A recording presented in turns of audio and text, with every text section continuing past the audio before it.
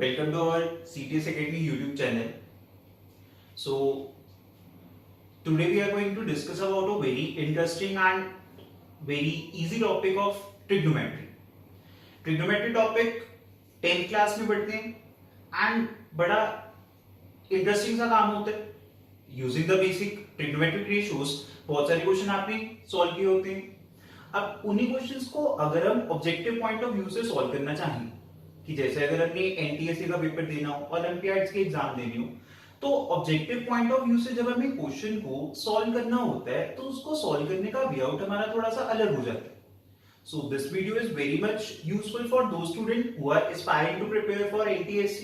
So उसमें trigonometry topic के कुछ क्वेश्चंस हम सॉल्व करते हैं कि ऑब्जेक्टिव पॉइंट ऑफ व्यू से क्वेश्चन को हम जल्दी कैसे कर सकते हैं. So उसी में देखो सबसे पहला क्वेश्चन जो है. So now question is you are given an expression कि what will be the value of the expression cos square 45 plus theta plus cos square 45 minus theta over tan of 60 plus theta into tan of 30 minus theta कि given expression में हमारे पास value होगी क्या. So now see, एक हमारे पास काम इसको solve करने का ये है कि हमारे पास एक्सप्रेशन है अगर cos square 45 plus theta plus cos square 45 minus theta given है एंड डिनोमिनेटर वेक्टर हमारे पास tan of 60 plus theta tan of 30 minus theta given है.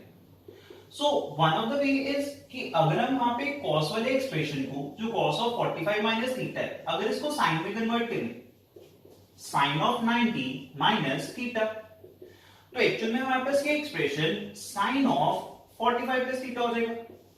सो दैट मीन टू से गिवन में जो हमारे पास न्यूमरेटर टर्म है that will be cos of 45 plus theta plus sin of 45 plus theta and इसका तो डायरेक्टली हमारे पास फॉर्मूला होता है ना दैट इज इक्वल टू 1. तो न्यूमरेटर टर्म आएगी 1 एंड डिनोमिनेटर एक्सप्रेशन में अगर हम tan of 30 minus theta expression को cot में कन्वर्ट कर दें that in term of cot of 90 minus theta, तो जो हमारे पास ये टर्म है it will form cot of 60 plus theta.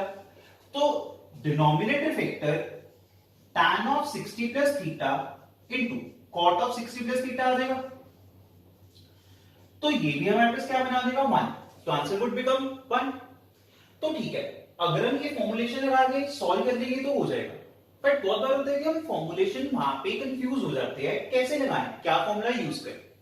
तो ऐसे क्वेश्चन को सॉल्व करने के लिए ऑब्जेक्टिव पर्पस ऑफ व्यू क्या है, सिंपल एक्सप्रेशन थीटा पे डिपेंडेंट तो आप थीटा की वैल्यू ले लो. अगर हम यहाँ पे से थीटा की वैल्यू 0 मान लें तो एक्चुअली में एक्सप्रेशन जो है वो हमारे पास बनेगा cos square 45 plus cos square 45 and denominator would become tan of 60 and tan of 30.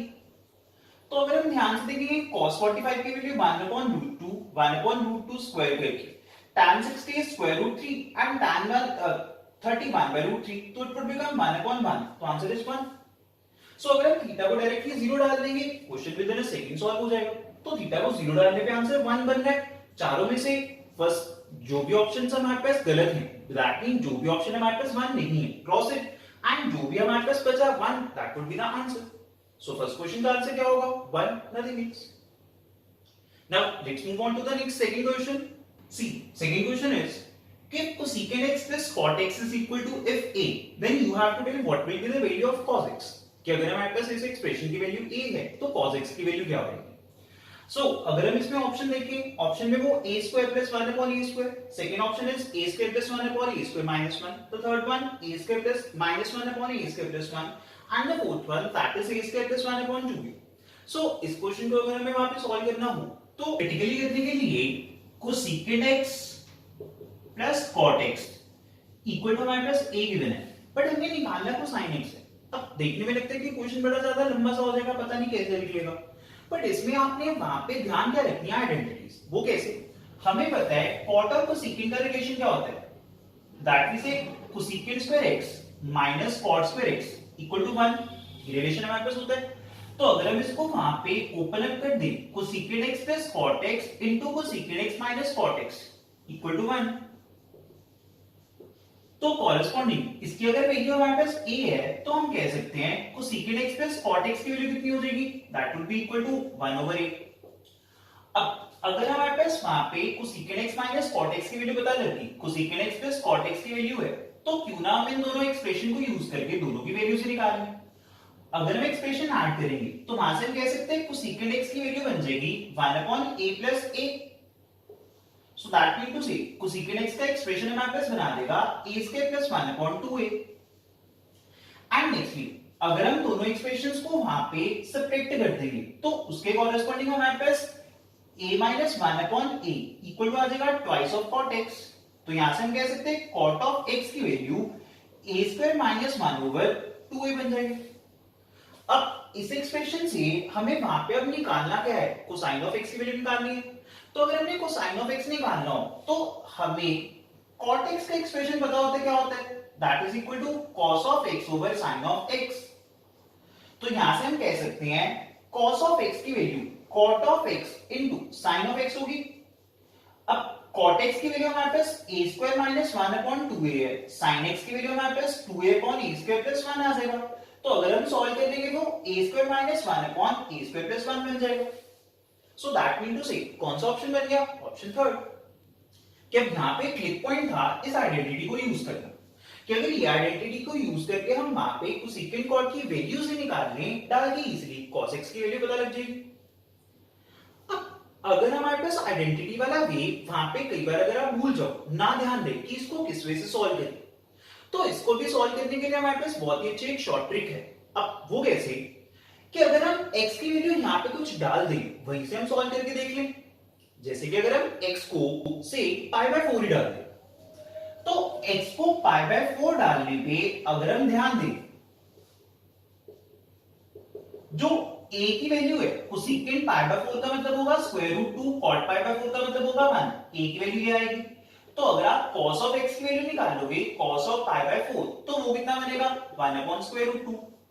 तो हमें अब ये देखना है कि a की वैल्यू स्क्वायर रूट 2 प्लस 1 लेने पे कौन सा एक्सप्रेशन 1 अपॉन रूट 2 बनाता है। तो अगर हम ऑप्शन देखें, पहला a square plus 1 upon a square, अगर a की वैल्यू रूट 2 प्लस 1 है तो यहां से a स्क्वायर की वैल्यू 3 प्लस 2 रूट 2 आएगी।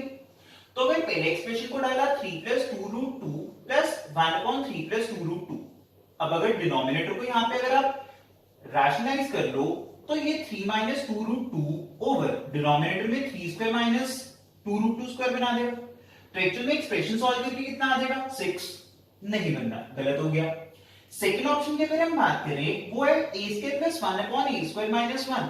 तो अगर हम यहां पे वैल्यू डालेंगे 3 plus 2 root 2 plus 1 over 3 plus 2 root 2 minus 1, तो एक्सप्रेशन कुछ ऐसा आएगा 4 plus 2 root 2 over 2 plus 2 root 2। So यहां से रूट 2 कॉमन निकाल के अंदर 2 plus 2 root 2 over 2 plus 2 root 2 बन गया। सो दैट मीन टू से ये एक्सप्रेशन हमारे पास रूट 2 बनाएगा तो डेफिनेटली गलत हो जाएगा क्योंकि आंसर तो 1 बाय रूट 2 था। थर्ड है a square minus 1 upon a square plus 1। अब ध्यान से देखो इसका रेसिप्रोकल है, अगर ये रूट 2 बना था तो ये 1 बाय रूट 2 बनेगा पक्का। तो हाँ थर्ड वाला बन रहा है। एंड फोर्थ ऑप्शन हमारे पास है a square plus 1 upon 2a। तो इसको अगर हम सॉल्व करेंगे 3 plus 2 root 2 plus 1 over 2 into 3 plus 2 root 2, तो ये भी हमारे पास वैल्यू रूट 2 नहीं बना रहा। सो दैट मीन टू से हमारा वैल्यू लेने से first second and fourth option तो गलत हो रहा है, बचा वन थर्ड, तो आंसर आ गया। तो अगर हमारे पास वहां पे माइंड में कभी फॉर्मुलेशन भूल भी जाए या फॉर्मूला की दिक्कत आ रही होगी कौन सा फॉर्मूला लगाएं कौन सा वाला ना लगाएं ना समझ आए, तो सबसे बेस्ट काम होता है किड्नू में x की वैल्यूज को लेना। x की वैल्यू डालो क्वेश्चन सॉल्व, तो this is a very interesting thing. अब ऐसा सिमिलर एक और क्वेश्चन सॉल्व करते हैं। Next let's move on to question number third. Next देखो third question is if tan theta plus secant theta equal to L, what will be the value of secant theta? कि अगर हमारे पास expression में इन दोनों के addition पता है तो secant theta बताना कितना होगा। अब ऐसे क्वेश्चन में भी दिक्कत यही होती है फॉर्मुलेशन भूल जाते हैं, कई बार नहीं ध्यान देता क्या करे क्या नहीं। अब इसको भी अगर हमें सॉल्व करना हो सो मान लो अगर हम वहां पे आइडेंटिटी देखें secant square theta minus tan square theta equal to 1 वाली, उसको यूज कर सकते हैं। अभी हमने लास्ट में देखा जैसे, तो ये secant theta plus tan theta into secant theta minus tan theta equal to 1 बनेगा। तो अगर ये वैल्यू डाल दो तो यहां से आ जाएगा secant theta minus tan theta equal to what 1 over 8। तो secant theta plus tan theta की वैल्यू l है, माइनस की वैल्यू 1 ओवर l आ गई, दोनों एक्सप्रेशन को ऐड कर दोगे तो वहां से आ जाएगा twice of secant theta equal to 1 by l plus l, that mean to sec l square plus 1 over l। तो यहां से सीकेंट थीटा कितना आ जाएगा, l square plus 1 upon 2l। So that is which one, that is option 4। तो answer आ जाएगा। तो basic सी बात, इस आइडेंटिटी का यूज करके हमने इजीली सॉल्व कर लिया। अब वही दिक्कत वाला काम, कभी अगर हम भूल जाएं कि ये आइडेंटिटी लगानी थी तो हम वहां पे वैल्यू डाल देंगे, तब भी क्वेश्चन सॉल्व हो जाएगा। वैल्यू डालने के लिए थीटा को अगर आप 0 डाल दोगे, तो अगर हम थीटा को 0 डाल दें यहां पे,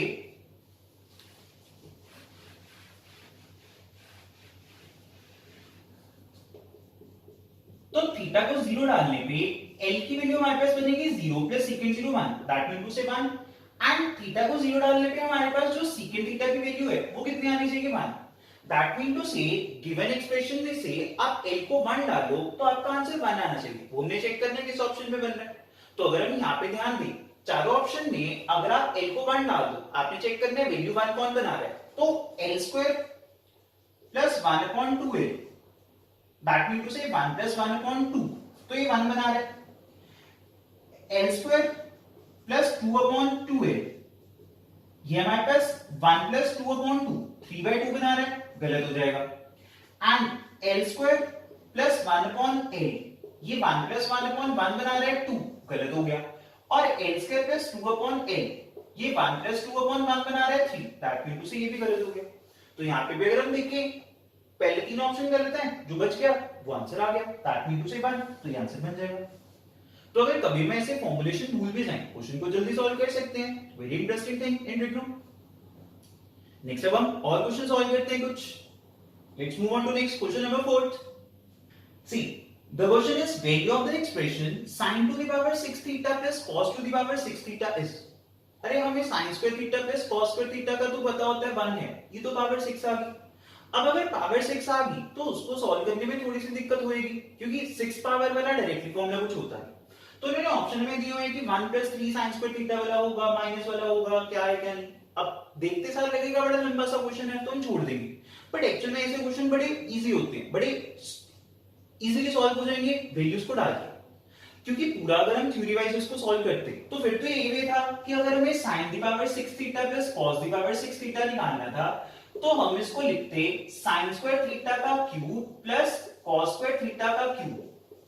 फिर ये a cube plus b cube की आइडेंटिटी से बनता sin square theta plus cos square theta into sin the power 4 cos to the power 4 plus sin square theta cos square theta. अब ये तो चलो 1 बना गया, बट इसलिए फिर दिक्कत डालनी है तो हमारा तो आंसर अभी फिर फंस गया। अब इसको अगर हमने फिर दोबारा से सॉल्व करना हो तो देखना पड़ेगा sin दी पावर 4 का मतलब होगा sin स्क्वायर का स्क्वायर, cos दी पावर 4 का मतलब होगा cos स्क्वायर का स्क्वायर, और साथ में sin स्क्वायर cos स्क्वायर है। तो यहाँ पे a square plus b square तो दिख गया, बट हमारे पास 2ab नहीं है, तो क्यों ना अगर हम इसमें 2ab एंड और 2ab सब्ट्रैक्ट कर दें।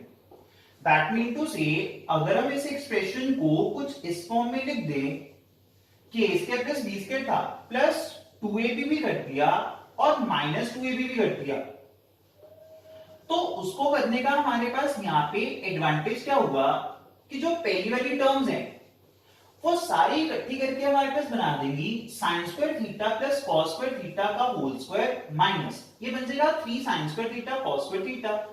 तो ये तो चलो 1 आ गया, तो हमारा आंसर बन जाएगा 1 minus 3 sin square theta cos square theta. कि अगर हम वहां पे सॉल्व करना चाहेंगे आइडेंटिटी लगा के तो इतना लंबा चौड़ा काम हो जाएगा। अब जब हमने एनटीएससी के पेपर में देखना हो टाइम इतना ज्यादा होता नहीं कि पूरा सॉल्व करने बैठे, तो ऐसा लगता है कि ऐसे क्वेश्चन को तो कर लेना, नहीं, ये बिल्कुल गलत बात है। हमें ऐसे क्वेश्चन को कभी भी वहां पे छोड़ना नहीं चाहिए, क्योंकि क्वेश्चन देखने में बहुत ज्यादा मुश्किल है बट करने में उतना ही आसान। अब वो कैसे, हमारा यहाँ पे एक्सप्रेशन थीटा पे डिपेंड कर रहा है, तो अभी हमने सारे क्वेश्चन में यही तो किया ना, थीटा को डालते रहो, तो आप अपनी मर्जी से थीटा कुछ भी डाल दो। तो अगर हमने यहाँ पे मान लो थीटा वाला एंगल कुछ भी से पाई बाय 4 ही डाल दिया, पाई बाय 3 डाल दो, पाई बाय 6 डाल दो, तो अगर थीटा को पाई बाय 4 डालेंगे तो हमारा एक्सप्रेशन आएगा sin to the power 6 pi by 4 cos 6 pi by 4 it mean to sec 1 upon root 2 to the power 6 plus 1 by root 2 to the power 6। तो ये हमारे पास एक्चुअल में बना देगा 1 upon 8 plus 1 upon 8 that mean to say 1 by 4। तो theta को पाई by 4 डालने पे आपका आंसर 1 by 4 आ रहा है। तो वही हमने ऑप्शंस में देखना है कि कौन सा ऑप्शन हमारे पास 1 by 4 बना रहा है। तो अगर ऑप्शंस को हम यहाँ पे ध्यान से देखें, पहला ऑप्शन हमारे पास 1 minus 3 sin square cos square theta है, second option 1 plus 3 sin square cos square theta है, थर्ड में 1 minus sin square cos square theta है एंड फोर्थ में 1 plus sin square cos square theta है। तो ध्यान से अगर हम यहाँ पे देखें, पहले एक्सप्रेशन में थीटा को पाई बाय 4 डालने पे ये 1 by root 2 का स्क्वायर एंड 1 by root 2 का स्क्वायर, तो ये 1 minus 3 by 4 1 by 4 बना रहा है। हाँ, हो सकता है ये आंसर बने, बट हम कभी भी अगर वैल्यू डालेंगे टिक नहीं करना, आपने क्या करना है क्रॉस, तो टिक नहीं करते। चलो सेकंड में 1 plus 3 1 by root 2 का स्क्वायर एंड 1 by root 2 का स्क्वायर, तो ये वैल्यू 1 plus 3 by 4 7 by 4 बनाएगा, बट मेरा तो आंसर 1 by 4 आना था, तो पक्का बात कर रहे थे। इसमें 1 minus 1 by root 2 का स्क्वायर 1 by root 2 का स्क्वायर, तो ये 1 minus 1 by 4 बनाएगा 3 by 4, बट मेरा तो आंसर 1 by 4 आना चाहिए था, बिल्कुल गलत बात है। एंड इसमें ये 1 plus 1 by root 2 square 1 by root 2 square, तो 1 plus 1 by 4 बनाएगा 5 by 4, बट मेरा आंसर तो 1 by 4 आना था, ये भी गलत है। अब कितना इजी काम है कि अगर हमने एंगल को कुछ डाला, वैल्यूज निकाली, तीन गलत पहला सही, आंसर आ गया। तो आंसर क्या होगा ऑप्शन ए। तो सॉल्व करने की जरूरत ही नहीं, क्यों ऐसे हम वहां पे प्रॉब्लमेटिक काम करें कि पूरा सॉल्व करने बैठ जाए। तो this is also very interesting thing to solve the question. अब ऐसा ही हम और क्वेश्चन करते हैं। So let's move on to the next question. Next question is, if you are given x is equal to some value a secant theta plus b tan theta, y is given to be a tan theta plus b secant theta, हमें x square minus y square बताना है कि अगर x and y की expression ऐसे कुछ है तो what will be the value of x square minus y square। अब इस क्वेश्चन को भी अगर हमें करना हो तो सिंपल सी बात है, x अगर हमारे पास a secant theta plus b tan theta है, y की value a tan theta plus b secant theta है, तो हमें x square minus y square बताने कितना होगा ना। तो एक तो काम वही है, x की वैल्यू डालेंगे हम a secant theta plus b tan theta का स्क्वायर माइनस यहाँ पे a tan theta plus b secant theta का स्क्वायर। अब आपको भी सर ये तो बड़ा लंबा चौड़ा काम हो जाएगा, बिल्कुल लंबा चौड़ा काम है। अब इसको अगर हम पूरा सॉल्व करते फिर तो ये कुछ ऐसा बनता, पहाड़ जैसा, क्योंकि a square minus B square का identity a plus B whole square का आइडेंटिटी अगर हम लगाएंगे सॉल्व करेंगे तो ये कुछ ऐसा बनाएगा। तो ये expression cancel, a square common करके अंदर आएगा second square theta minus tan square theta, और b स्क्वायर कॉमन करके अंदर आएगा second square theta minus tan square theta. तो यहाँ पे हमारे पास a square into 1 b square into 1, तो आंसर कितना आएगा a square minus b square. तो अगर हम पूरा एक्सप्रेशन वहां पे सॉल्व करते तो answer a square minus b square आना चाहिए। तो अगर हम ऑप्शन में देखेंगे a square minus b square वाला ऑप्शन आंसर आ जाएगा, that is option A, nothing else. अब इसको सॉल्व करना होता, स्क्वायरिंग करते कर आ जाता आंसर, बट एक्चुअल में क्वेश्चन ये सिर्फ 1 सेकंड वाला है। क्यों? थीटा को डाल के, तो थीटा को हम कुछ भी डाल दें। तो अगर हम थीटा को यहाँ पे 0 डाल दें, हमारी मर्जी है जो मर्जी डालो। तो अगर हमने थीटा को यहाँ पे 0 डाला, x कितना बनेगा a, y कितना बनेगा b, तो x square minus y square कितना बनेगा a square minus b square. तो हमारा आंसर ना तो 2ab है, ना हमारा answer a square plus b square है। Answer a square minus b square पक्का आ रहा है, तो पहला ऑप्शन बिल्कुल सही होगा, सिंपल। तो तीनों के बड़े इंटरेस्टिंग से क्वेश्चंस हैं जिनको हम इजीली वहां पे सॉल्व कर सकते हैं। सो आई होप आपको तीनों के क्वेश्चंस को सॉल्व करने का मेथड समझ के बड़ा अच्छा लगा होगा कि क्वेश्चन को सॉल्व करने का वे हमारा ट्रिक वाला भी होता है। तो जब हमने वहां पे कभी भी ऑब्जेक्टिव पर्पस से क्वेश्चन को सॉल्व करना हो तो ट्रिक लगाने वाला काम सबसे ज्यादा इंपॉर्टेंट और सबसे ज्यादा बढ़िया है। तो इसके क्वेश्चंस बड़े इजीली सॉल्व हम कर सकते हैं। So I hope you have found this lecture useful. तो अगर आपको क्वेश्चन को सॉल्व करने का वे ट्रिक अच्छी लगी हो, so please do share with your friends, do subscribe to our channel. So meet in the next lecture with a very interesting topic then. So till then, okay, goodbye.